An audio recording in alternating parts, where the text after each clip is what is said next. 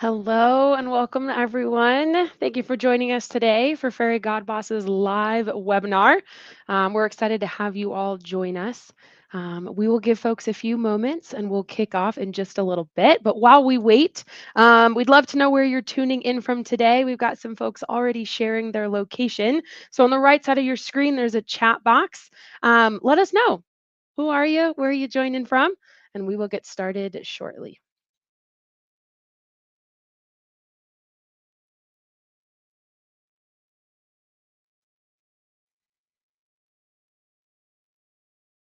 Look at this. We got folks from all over California, Georgia, Maryland, North Carolina, Chicago. Look at this. Steamboat Springs. Wow. Virginia, New York.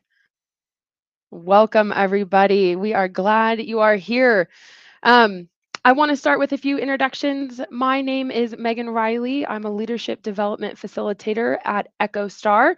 I get to join you today as our moderator. Before we get started, here are a few quick announcements so we're all on the same page. This session, it will be recorded. We will share that via email with all of our registrants after we wrap up for the day. During our discussion, we love to make this interactive and we want to hear from you. Use that stage chat on the right-hand side, same place you're putting your locations, to ask questions, send messages, comments. Be participatory with us. We want to know who's joining us. For those of you who don't know, Fairy God Boss is the largest online career community for women. Millions of women visit Fairy God Boss for career connections, jobs, community advice, that really hard to find intel about how companies treat women, as well as virtual events like what you're joining us today. We're really excited to kick off this particular event. Make your move, grow your career. This is sponsored by Dish, an EchoStar company. Today, joining us, I've got three wonderful colleagues. I've got Colleen Caruso, Nicole DeLu, and Tamika Sampson. I'd love for each of you to take a minute, introduce yourselves. We'd love to hear what's going on in your life personally, professionally, as well as what you do in your role. So, Colleen, we'll start with you first. Well, thank you, Megan. First and foremost, thanks for having me. Thank you to Fairy God Boss and to Dish and EchoStar. We have a great panel here today. I'm so excited to be a part of it. There's a lot going on, both personally and professionally, so I'll try to, in a nutshell version, it for you. First and foremost, I am a proud mom of two children. My husband and I are thrilled. They're both college aged now, and my husband and I met in college, and we are exploring a next version of our lives with becoming empty nesters here shortly.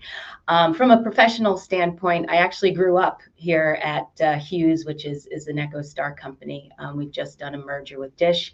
My current position, I lead all of our pre-sales technical teams for our North American enterprise business.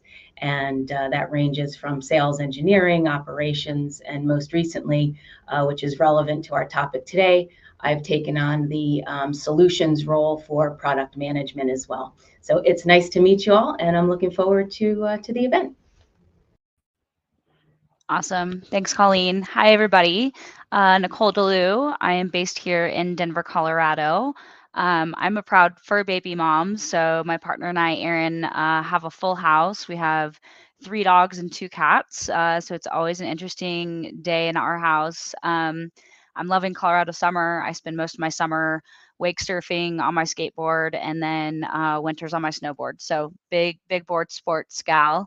And in terms of my role, I've been with Dish just about 10 months now. So I am the newbie on the call, but I lead our frontline recruiting.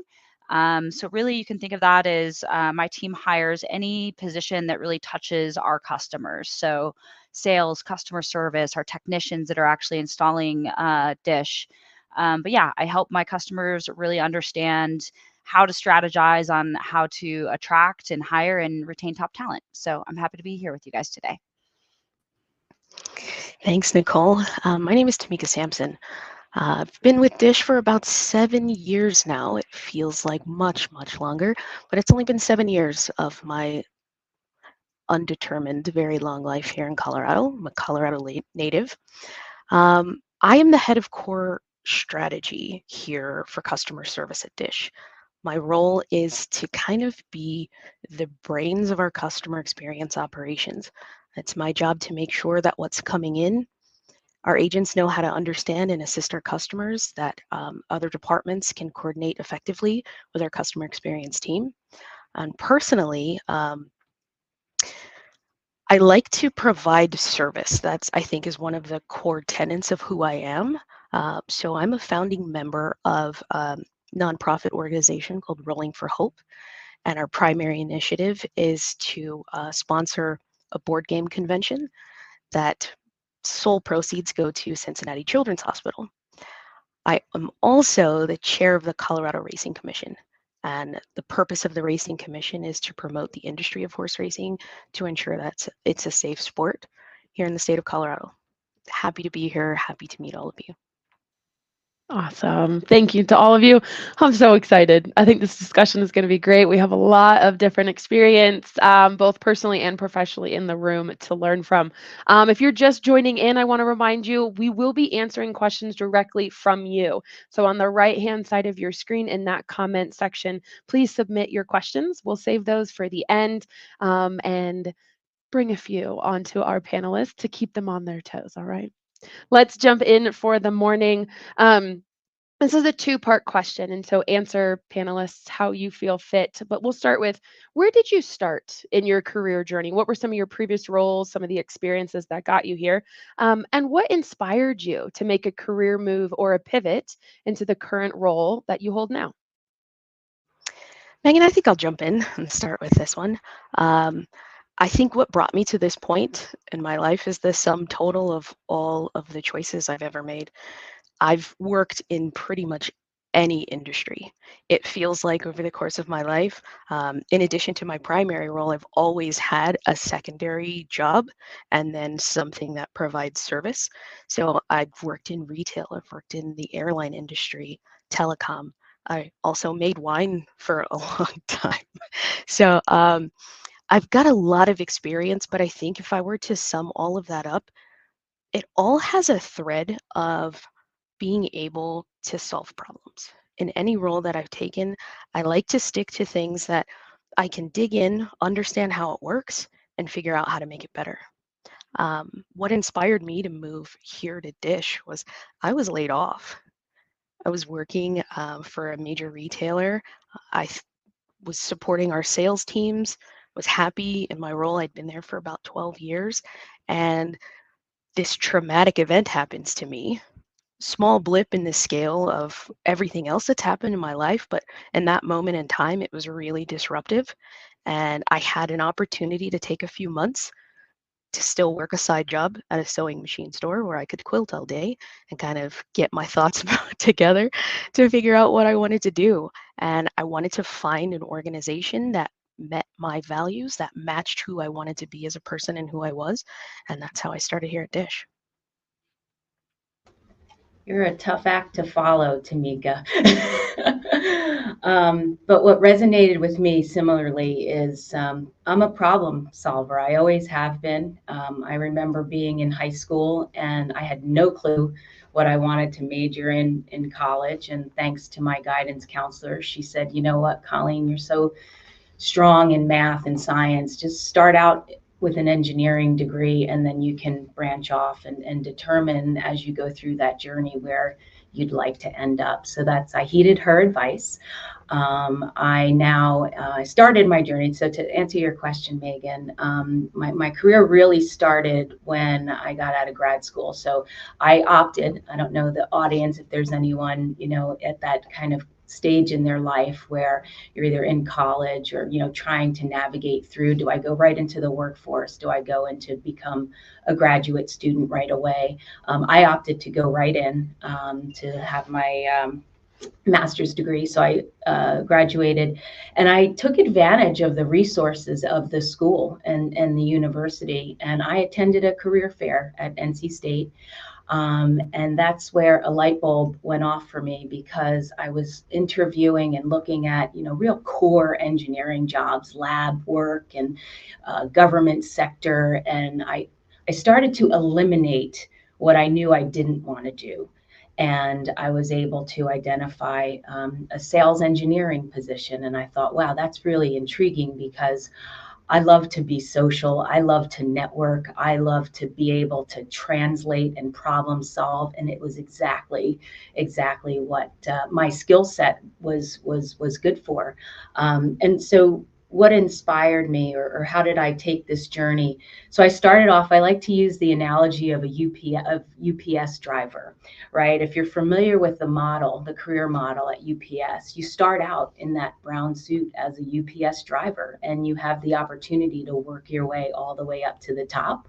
I'm not all the way to the top yet. However, I've had a success in becoming from that engineer on the street to be able to make my way all the way up through our management chain. So I'm currently at the vice presidential level. I'm super proud, and I enjoyed the transformation, and the inspiration was really being able to have passion and purpose, and know what I wanted to do, and more importantly, like I said earlier, know what I didn't want to do. So Awesome. A lot of problem solvers on the call. I would say that's one of the biggest things I love. But I think I've always been a builder. I've always been really competitive. I grew up an athlete since the time I could walk. My family, we were fairly poor growing up. I lived in a home with my dad, with my grandma, with my aunts, with my cousins, so it was busy. So I was always motivated, like from the very young age, to mow lawns, to help paint houses, like wherever I could get my hands and money. I knew I was money motivated. I think in terms of where my career journey started, I would say in college. I played D1 soccer, and so I was trying to find the balance act of like, do I have time for an internship right now? But I knew if I did that, it was going to really like start to help me understand what did I like, what am I going to use, my degree for something, could maybe be something out of that. And I did a sales internship. I was fortunate enough that it was paid. I actually got to make commission. I was going door to door, selling advertising for our collegiate magazine, which was really fun. And I ended up placing at the top of my class, which gave me exposure to a lot of Fortune 500 companies. But I think I quickly realized that sales felt a little bit too individualistic for me. I was missing like that team camaraderie. And that's really where I fell into recruiting. So my first job out of college was outside sales with a payroll company called ADP. And I had a best friend that was working into recruiting. Recruiting isn't something you go to school for. I think it's something that most people fall into. But when I interviewed, I just fell in love with like the energy of like what I call the pit, right? Like the call center. It was just vibrant. It was competitive. Everyone was encouraging each other. So that just lit me up, and really just progressed my career in the TA space from there since. I love how many of you needed to go out and just experience things. Life needed to happen. And as it was happening, there was a lot of reflection. What do I like? What do I not like? What am I good at? Who's in front of me? Who's behind me? How is this going to shape up? I think reflection is so important. I want us to think a little bit about support. When you made some of these different transitions, because there's been a few for many of you throughout your career, when you did make that switch, how did your company support you? So either the company you left or the company you were going to, was it managerial support? Did you have mentors outside of your company? Were there programs? Colleen talked about career fairs. How do you seek support when you are making a transition in your career? I'll take a stab at that. For my situation, obviously, it wasn't necessarily a switch from one company to another. It was really kind of advancing the journey, as they say. Um, Really, the support, I worked hard. I proved myself, and I surrounded myself with those that believed in me, and supported me. And then I ended up really identifying a champion. I grew up, I trusted everyone, right? And it was just in my DNA, right? I wanted everybody to be happy. I wanted everybody to be I was a cheerleader. I just wanted everything to go smooth. And as I was going along this journey, I realized that you really need to modify that in your professional world. You need to understand that just like in your day-to-day life, we like to use the term, there are haters out there, and be cautious of them. Find the people in your circle, albeit it may be small. So, but find those supporters and find those champions. And I really do believe that's the support that I had received, and that's a tribute to the success that I've achieved thus far.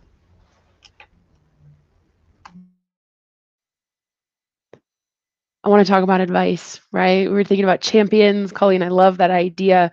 What is the best piece of advice for other women that you have who are thinking about making a career pivot? I can take that one.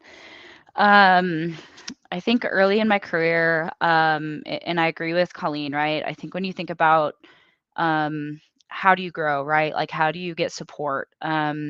It's two sides, right? You have to have a leader that's supporting you, but you also have to like self-drive that and really find your path, and you have to be vulnerable and ask for help, right?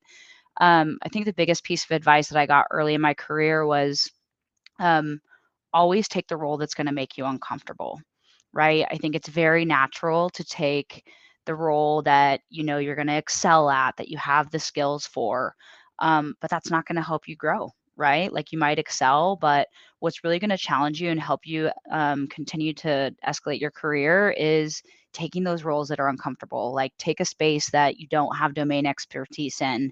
And that's something that's really stuck with me throughout my career. And as I've evaluated options, that's always been a piece, right? Is this something that's going to make me uncomfortable every day? Or is it something where I'm just going to know that I'm the SME, right? So that would be my biggest piece of advice is target the roles that make you uncomfortable.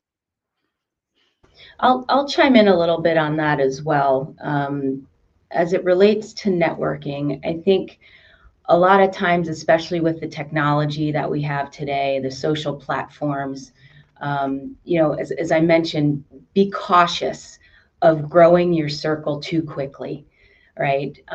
As I've advanced, I was very thoughtful about how I use LinkedIn, who do I connect with.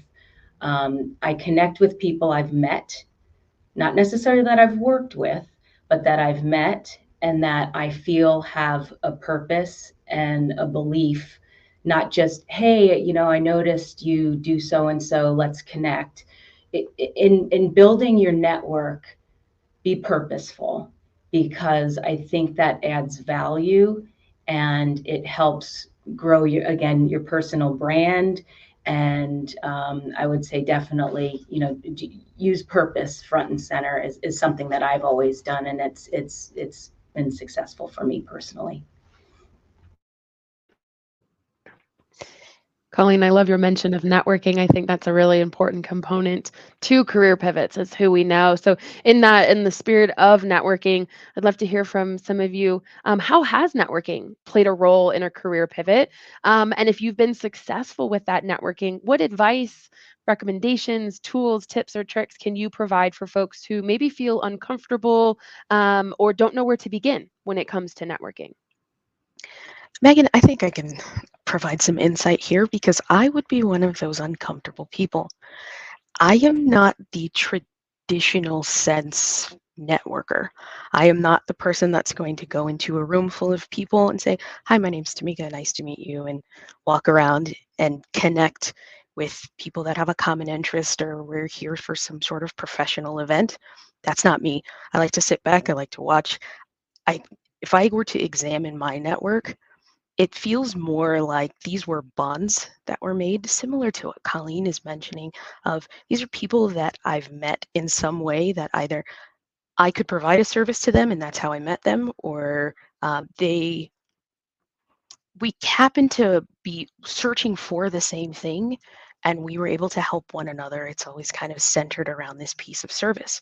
And so it feels more like making a bond with someone who then I can connect to someone else to make a bond with. And it starts to feel like there's this stronger than just me meeting people and knowing my name and you seeing whichever random picture I put on LinkedIn for this week, because I like to change them out. Whichever picture you see, that may not be me, but if you actually know me, you know who I am, you know that My brand is probably one of the most important things to me. And I think that's what brings my network together is that if you know me, you know, if I say I'm going to do a thing, I do that thing. If you need help from me, what are we doing? Let's figure it out together. The last 3 roles that I've had at Dish were from people coming to me saying, hey, I need your help. I need you to take this thing and do this thing. Can you help? And I think if you network in the traditional sense, you can create your own opportunities. If you network in maybe a non traditional sense, those opportunities may come to you. You just kind of have to be open and willing to take them. But whichever way networking works for you, to Nicole's point that she made earlier, you have to be willing to be uncomfortable. Hence the reason why I'm sitting here in front of you all today, because this is not my comfort zone talking to a bunch of strangers. But this is a great way for me to make a connection, meet someone. There's a lot of questions I have for Colleen on the work side of things. So when this is over, I'm going to set up some time with her just to pick her brain because I think I can be of help and I probably need some help from her.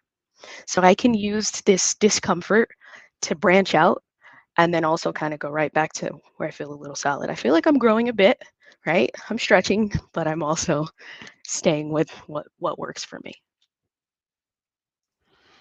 Um, I'll add just a little bit of light here. For me, I'm a natural networker, so I guess opposite of Tamika, I've always been a social butterfly.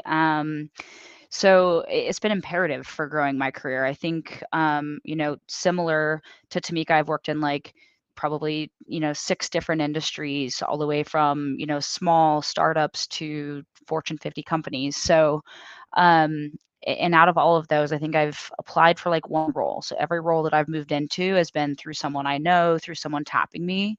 I've always had a methodology that, from a mentorship perspective, whether I'm mentoring or seeking out mentorship, like finding someone who's in the same space as you, right? That can challenge you, that you can bounce ideas off of, but also finding someone that's in a domain expertise that's not yours. And I think that was something that really helped excel my career. Like when I was at Amazon for 6 years, in the beginning, I felt like I was behind in terms of like understanding the business. So I actually sought out a mentor that was like on the product side of the business because I knew that they could teach me more about it and I could become more of a trusted advisor than to my stakeholders. So I think finding that balance of someone that's in your space, maybe someone that's out, has been something that's really helped me thrive. So.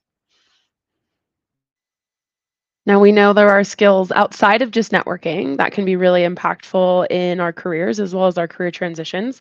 What are some of the key skills that have helped you succeed in these pivots or these moves that are not related to networking? Yeah, I can touch on that a little bit. I think one thing that I've always really challenged myself and that I really challenge my team is, in any role that you're in, you know your scope, right? You know what you need to deliver. I think the skills that you gain that help you excel faster are, what can I deliver outside of my scope, right? Like how can I stretch myself, and really like working with your leader to understand how the business is going to evolve, maybe how your organization is going to evolve. When you think about the market now, right? Like a lot of you've probably heard about like skills based hiring, skills based architecture. Um, where I always challenge people is like, not only what are the skills that you need today, but like, what is the skills gap that I'm going to need to fill in the next 2 years? How is my role going to evolve so I can start tackling that now, right? Like, think about the skills that are in your boss's seat, right? Like, how can I start to work on those so that I'm already like operating at that level and I'm ready once that opportunity comes? That resonates with me as well, Nicole. For my team that I have currently, I'm always saying, and I do this myself, which I think is one thing I'm super proud of. Is I walk the walk, I talk the talk, I get the job done, and I am not afraid to roll up my sleeves and help out where I can and be of service, like you mentioned, Tamika. In terms of the skills that I've had, one thing that I keep front and center, and I think it's a powerful strategy, and it's called the power of three, or it's also commonly referred to as the rule of three. And what it does is it's a principle that have the capability and the skill set to translate complex ideas into simple, consumable terms. And I do this all of the time. I do it with technology. I do it with presentations. I do it when I prepare for big panels, or a lot of times I will speak at events.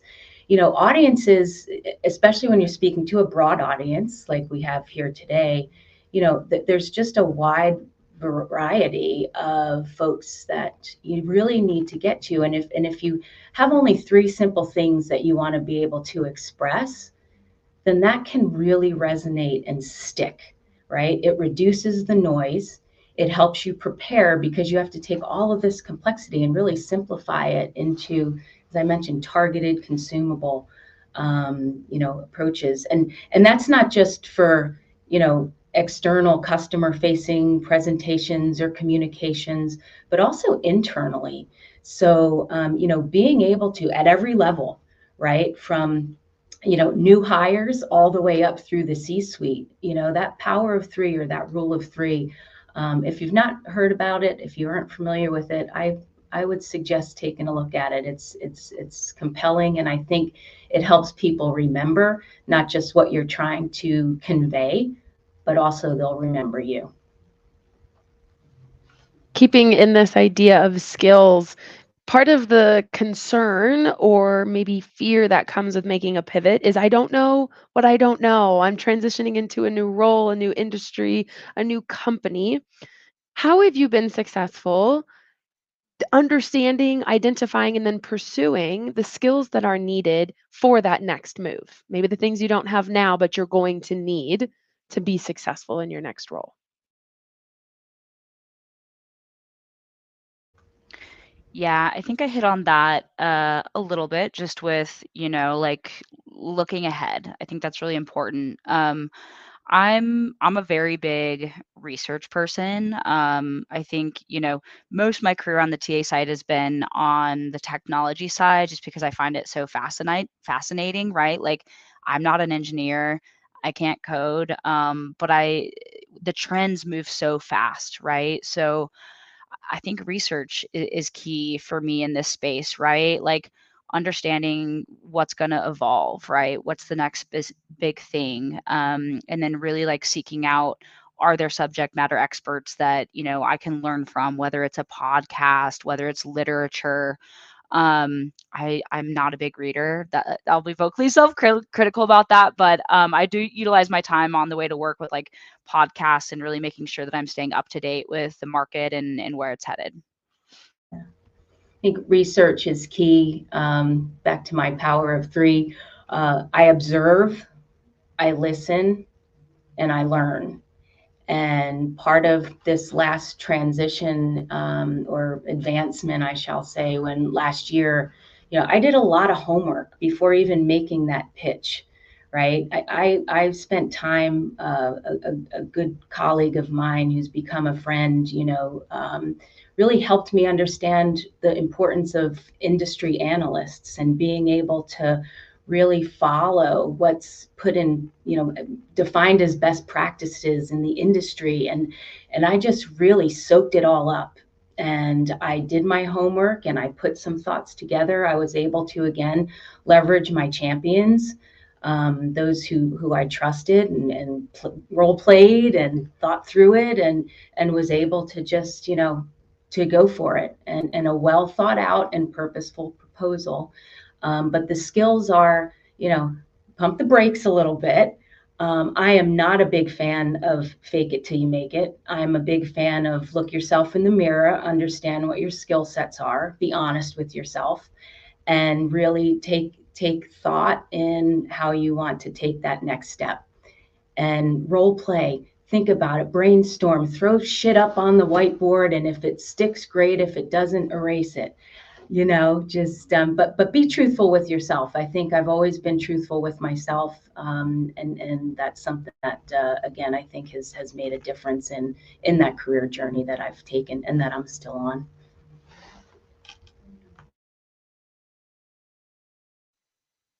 Our next question moves a little bit away from skills, but hopefully it's something that we get big smiles from. I love this question. What do you find most rewarding about your current role, the work that just lights you up on a Monday morning? But then, if we can be honest, as Colleen is mentioning with ourselves, work is not always sunshine and rainbows on a Monday. So, what are the parts of your job that maybe you find challenging? And how have you worked to build support or strength around those challenges? Megan, I think I can jump in on this one. Um, what I love most about what I do is part of the reason why I chose this role to begin with. Um, it's there's the core. Does this role fulfill my needs? Right. You have to understand the basics of like, okay, do I have enough money to pay my bills? Is this the kind of schedule that I need? Is this going to be the right schedule to support my family, etc.? Then there's the, can I grow? Is this the right skill set for me? Am I good at this? Can I also continue to work on the things I'm not good at? But then there's the, does it make me happy? And that's what I love most about my role is it makes me happy. I get to come in every day to something completely different. Sometimes, to your point, it is an emergency. It is wake up at 5 a.m. because something is broken, and we have millions of customers that rely on us, and they contact our call center agents, and I'm the one that's supposed to tell them what to do. So sometimes it's not very fun, but every day is different. I find that every single day there's something that I can do to move the business forward. There's something that I can change. There's something that I can see the fruits of my labor to say, I did this thing. Look at that. It may have been a huge thing. I may have solved a problem that alleviated pain for millions of customers. It may have been something small where I meant the world to one agent, but I did that thing and I can look back and say I did that. So that's the most rewarding for me. I think the most challenging is probably that there are thousands of call center agents and millions of customers, and it feels like I am trying to boil the ocean and climb Mount Everest at the same time.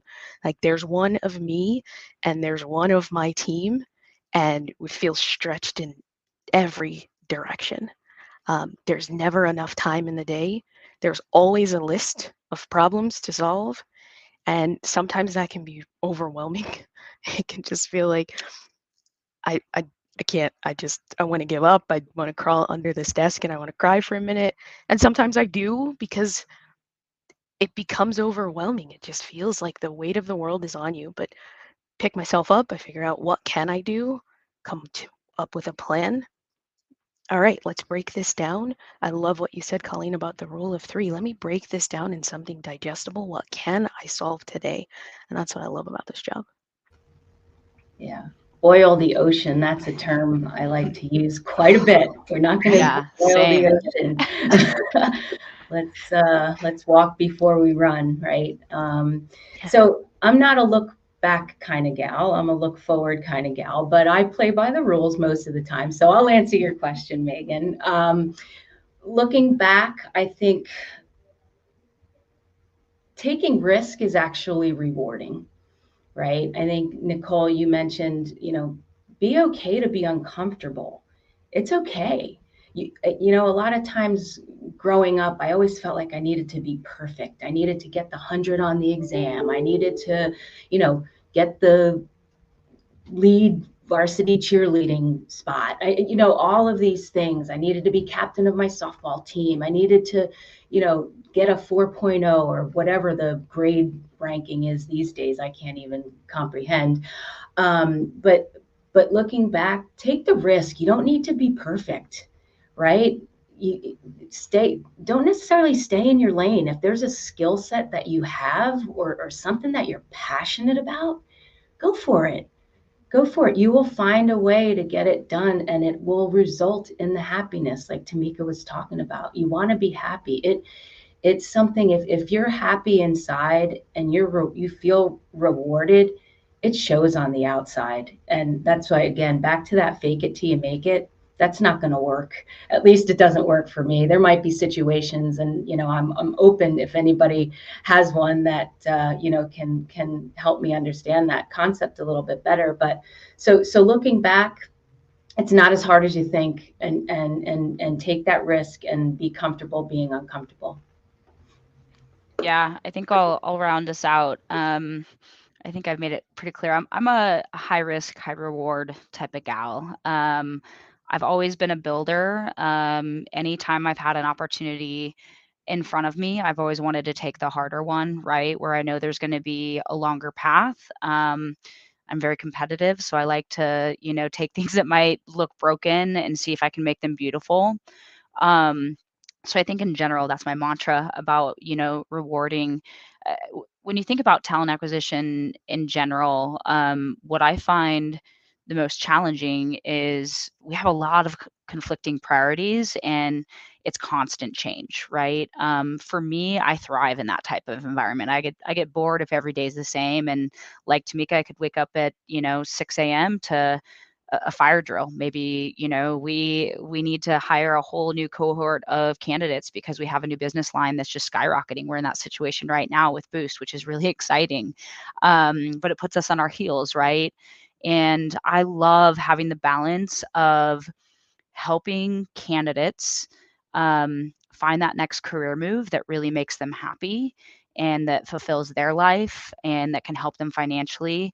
But I also, on the other side of that token, find it so rewarding to help my internal stakeholders achieve their business goals. And then when I can connect that for my team and my team, it's not just about them getting butts and seats. It's like, you're helping us hit this bottom dollar. Like that is so rewarding. And that's where I really like to lead my team. But I'll leave with that. That's the most rewarding part of my career is the leadership side. I love developing people. I love seeing that aha moment. I love, helping people reach their career goals, get promoted, move into that next department. So that's what gets me excited to get up and come to work every day is just helping lead my people in the right direction and making sure that they're happy in their roles.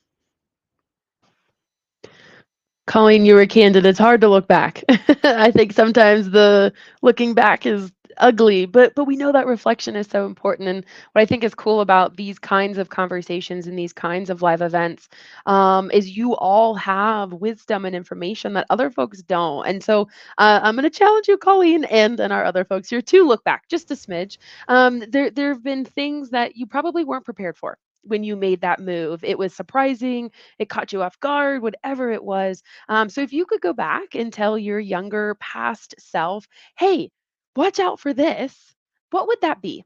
So that our folks that are joining us today can maybe be a little bit more prepared. I think as I reflect back, the one area that I wish I would have known, it went back to the trust. It was make sure you understand personal, everyone's MO, right? Everyone has their own motivation.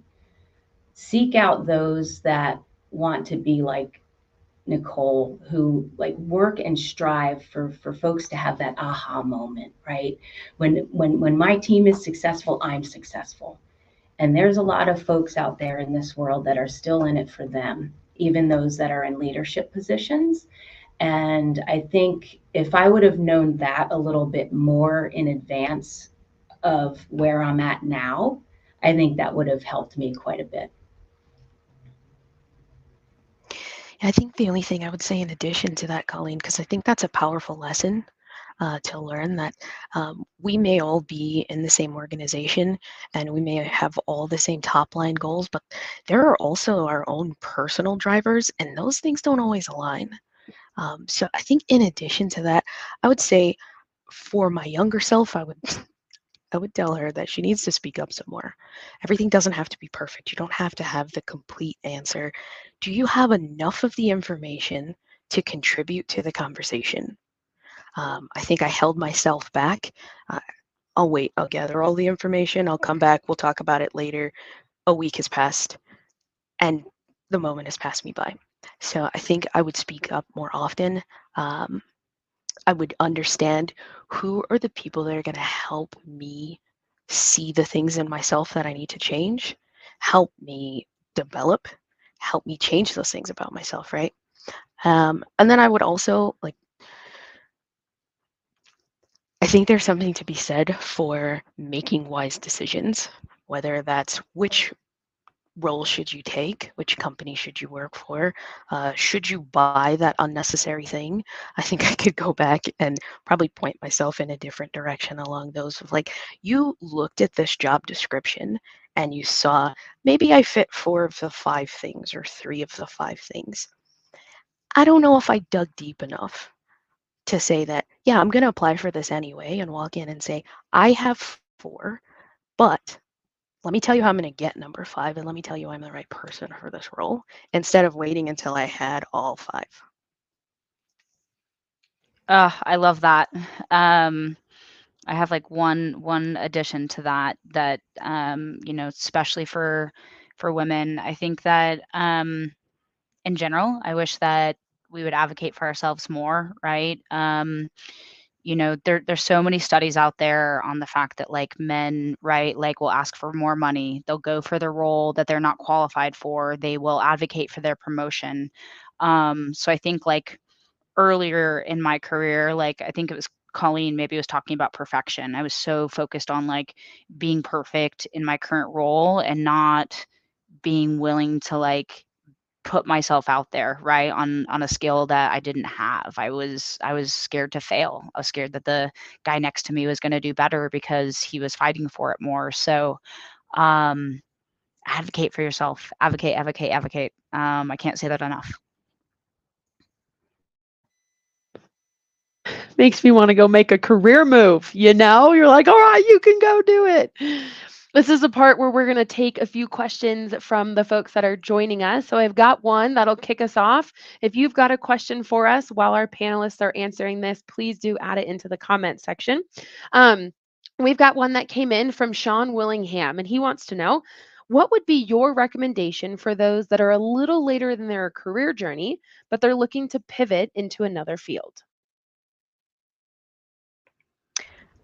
I think I've got some advice for you on this front, Sean. I would re-examine what you're defining as a little later and why you can't just pivot. I started making wine 4 years ago. I worked at a winery, um, and that led me into a joint venture into starting a wine label, which now I have barrels of wine in a storage unit waiting for them to ferment. And hopefully, in a year, I will have my own wine label. I'm probably way late to this game as far as age goes. Investment, I'm going to need to do, there's a long road ahead of me. But the idea came about. I had the knowledge, I had the interest. Why not? What's stopping you from doing it? There may be a long road ahead, but you don't know how fast you're going to go. You don't know what's going to excel you forward if you pivot. So I would be less focused on like it. I'm already down this path and I want to just do it. If you feel like it's the right thing to do, go for it. Don't let anything stop you. On those lines, Sean, I would recommend just take a big step back and take a blank sheet of paper and write down what it is that you like to do, even if it's outside of the professional world. Just what is it that you're passionate about? And sometimes it'll help you identify different areas, different professional paths that you may never think of. So take that big step back in that blank sheet of paper and start thinking about what are you passionate about, and that could help drive you in a direction that you never even thought of before. We'll take another. This comes in from Rebecca Coleman. She asks, do you have a career progression / development timeline you work towards to keep yourself motivated and moving forward? Any advice on how you determine when you feel it's best to either pivot or push for that promotion? I can go first here. Loaded question, right? Because I think there's no perfect science to timeline. I think it depends on industry, right? Like what type of role, how early you are in your career. Um, in general, like if I were to give a sweet spot, I think it's like 18 months, right? I think like, after that 12-month mark, that's when you really start hitting your stride. Um, but I would say in general, master where you're at first, but stretch yourself while you're mastering. And then that'll kind of help you understand your timeline, right? But don't stretch too fast, right? Like really focus on honing in on where you're at now, and then just start to, as you have time open up, whether it's within your scope, within your day, like start adding something into your toolbox and seeing how comfortable you are with that. And then once you feel comfortable, add something else into your toolbox, right? And that'll naturally like just develop your timeline on its own. Start chomping things off little bites. I think if I could add on to what Nicole said, I can give you a practical example of everything that she's saying. When I first started running call centers, I came in, I was brand new. Everyone else on my team had one call center they were running, and I was running four. And I thought, challenge accepted, let's go, right? So most of my time all day was spent, I felt like I was just running nonstop. I always had to do something. I'm trying to understand it. I felt tons of pressure all day, every day, because I was trying to get up to speed at my current role. I wanted to make sure I understood what was happening. I understood the development that was going on, what's going to impact us. There were so many metrics, spreadsheets. I ran numbers in my sleep.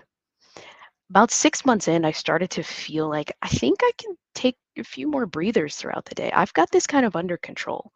I feel like I know what's going on. I know where to look. I know where to find problems. I know how to fix them. I know who's strong at what and who I'm trying to stretch into another development area. So I'm focusing less on the operation day to day and more on getting my team to be able to step in and take some of those things for me. Then about a year in, I thought, I don't know if I do work. That's kind of how I felt. I felt like I come in and I check a couple reports and it feels like everything just runs. I'm looking for other things to do.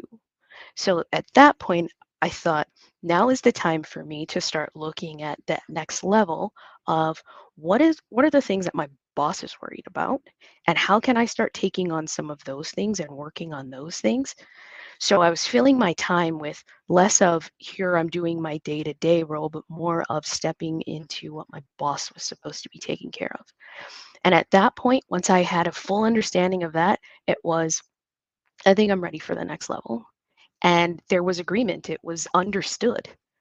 When I had that discussion with my boss, it was, yeah, no, you've been doing these things for me already. You are ready for to be me so that I can be someone else. I think that's a very practical way to sense that feeling, right? Instead of only relying on the gut. Thanks, Tamika. We've got one final question from our audience here. This comes from Melissa Dawson. How do you manage work-life balance? I think that is the hardest question I might have asked you all today. I can go first. Tough. And I don't think I figured it out earlier in my career. I think the mistake that I made earlier, right, is like you want to take on more, you want to say yes, right? Like you want to deliver, which I think you should be doing those things, but within a certain bandwidth. Um, I think it's really important to know what your boundaries are and have really open conversations with your team, with your leadership on what those boundaries are, right? And there's sometimes where you're going to have to go outside of those. But like for me, it's like I like to, unless there is an emergency, like I like to leave my work at work so I can go home and be with my family. That's really important. And I've had a lot of times in my career where I've brought my work home too much and it's impacted my relationships, it's impacted my time in the gym. And then when you think about that, those are things that actually help me do better in my role. So if I'm not focusing on the gym or going out and getting a skate in after work, I know I'm not going to be my best self the next day. So I think that's my biggest piece of advice is know your boundaries, know what you can take on, and just have really open, honest conversations, because I think the biggest reasons that like business relationships can fail is because we don't have those conversations, right? Someone has an expectation of me that I don't know. I might fail at expectation and vice versa. So just be vulnerable with your leader. Yeah, I'll chime in there. Work-life balance is such a broad category. Define what's important to you in your work and in your life. And again, if you take that overpowering kind of ocean and narrow it down into what are the top 3 things that I really want to make sure in my life I achieve day in and day out. What's most important to me in my life? What's most important to me in my career and in my work? Take that step first, and I think that will help you then manage how to balance them. Because a lot of us, and I've done this my whole entire life, it was, oh my gosh, I've got to, be a mom, a friend, a wife, a coworker, a boss. It was just so overwhelming. And you also need to adapt, because your life, you're going to go through many different stages. You're going to go through stages of your career, and you're going to go through stages of your life, and you have to readjust because there will be misalignments, and you just have to make sure, again, you're honest with yourself and you rebalance every time you make, you have that next, milestone. So define what's most important, and then work on what you would like as a balance, and then leverage that circle. People are there to help you at life and at work, right? You listen, if what's important to you is you want to make sure you make every soccer game, put that into your plan, and be able to navigate around that. But so define it first, because it is overwhelming, and it's not easy, but you can do it. It takes time and it takes patience. And I think it's important to know that there's going to be waves, right? I was just having a conversation with my partner last night because work has been a lot lately. We've been in like business review season. I'm currently like in a HR leadership offsite. So I've felt very like distant from home and from connecting with my dogs and my partner. And I'm someone who feels really guilty in those instances. And I think she did a really good job of reminding me like it's going to even out. Next week's a different week, right? Like there's going to be ebbs and flows, and there's going to be weeks where your heart and soul is going to be at work and you're going to have later hours. But just make sure that you find that balance and have a support system that understands that.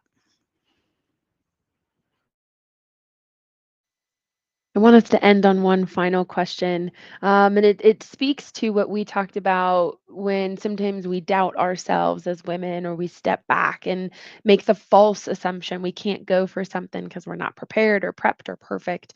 But I think that also stops us from speaking up and celebrating and saying, I'm crushing it right now. So, knowing that's something that we historically struggle with, I would love to hear from every single one of you. All 3 of you have to share. I'm not sorry about that, because we would love to celebrate you. Can you share an accomplishment, personal or professional, that we can cheer you on and say, congratulations, you've done well?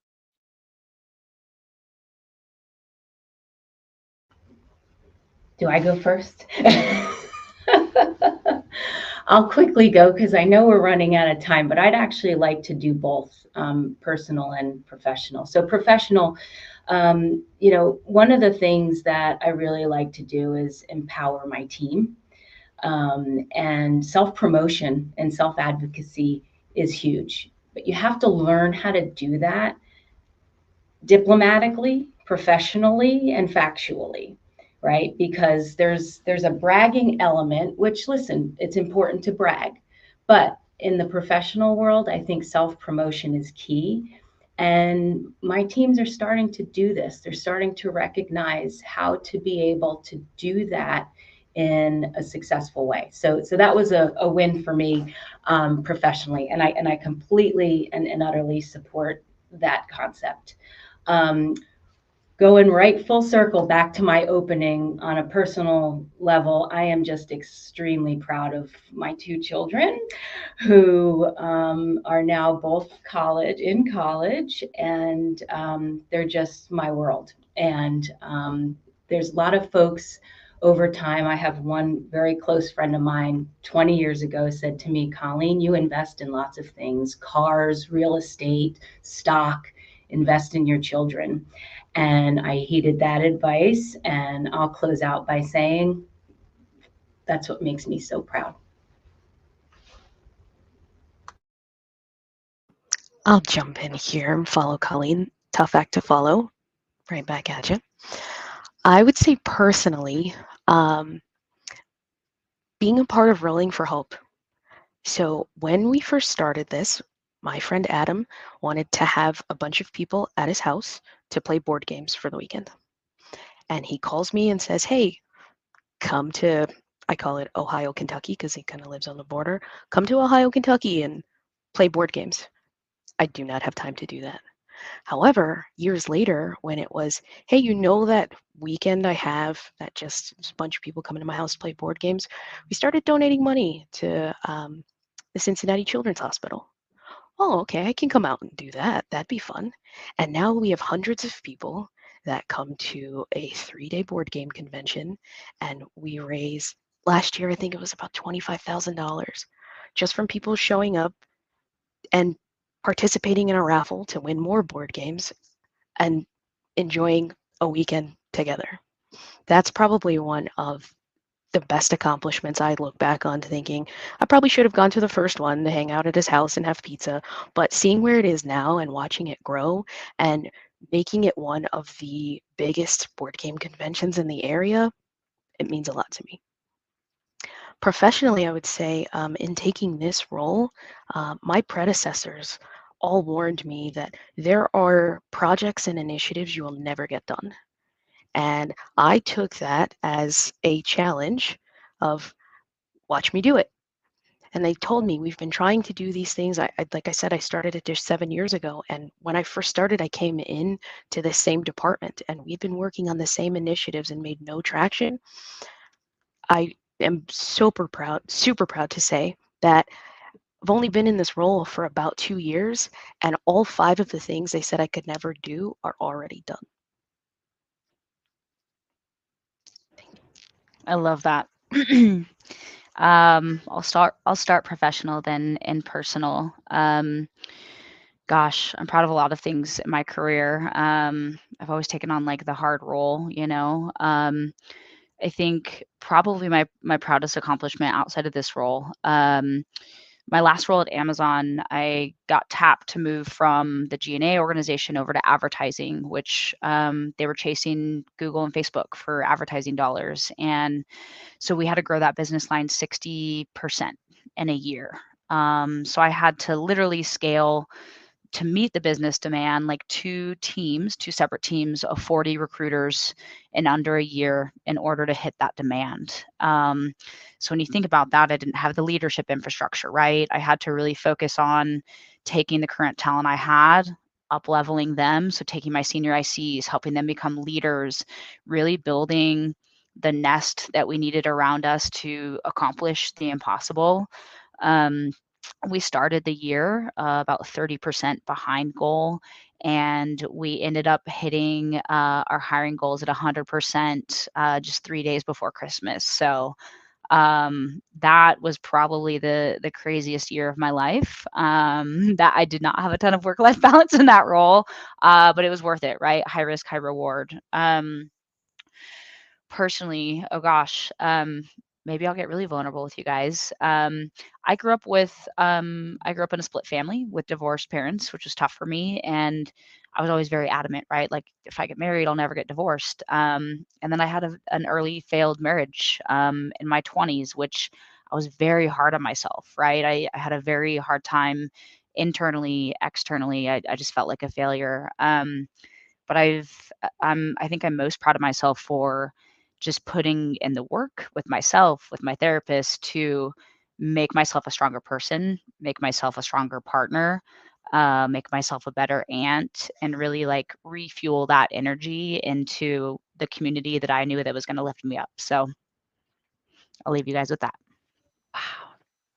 I wish everyone could hear my wows and ohs on this side because truly it is a joy to celebrate strong and independent and fierce women in this industry. So, Colleen, Tamika, Nicole, wow, thank you so much for joining us. For the folks that joined us virtually, we really appreciate your time. As a reminder, we'll be sending out today's recording, as well as other resources and opportunities here at Dish and EchoStar Company. In the meantime, be sure to check out our company's information on our profile, as well as jobs on Fairy Godboss. A final thing as we part, we'd love to hear feedback, how we can improve this, what you thought about this experience. So please head to the type form tab. It's on the right side of your screen, and take the 1-minute survey so we can hear your thoughts. It was a great time. Thank you all for being here, and we'll see you next time.